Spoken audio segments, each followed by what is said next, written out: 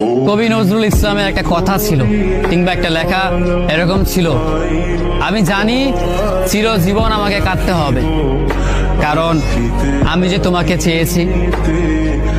আসলেই আমি যে তাকে চেয়েছি এই জন্য আমাকে সারা জীবন কাঁদতে হবে, কারণ আমি তাকে কোনোদিন পাবো না, আর পাইনি বলেই আমার কান্না করতে হয়।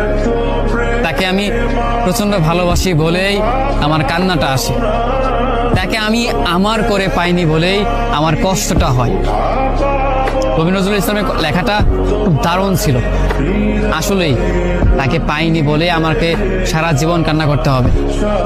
যদি সে আমার এই ভালোবাসাটা বুঝতো, আমার এই অসীম ভালোবাসাটা বুঝে আমাকে একটু বলতো যে আমি অন্যদের মতো কখনোই তোমাকে ছেড়ে যাব না, তাহলে বিশ্বাস করুন পৃথিবীতে হয়তো আমার চাইতে সুখী মানুষ আর কেউ হতে পারতো না।